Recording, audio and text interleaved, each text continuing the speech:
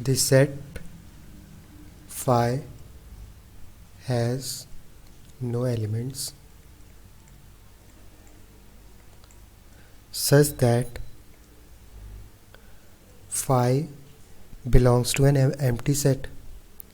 This phi belongs to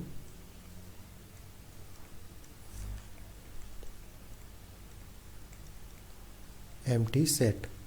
Now moving further, so if we consider a set which has phi element, this is we called non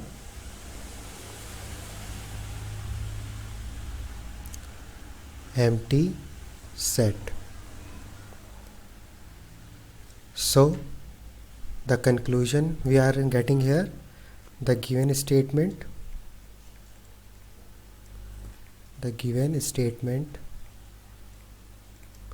is false.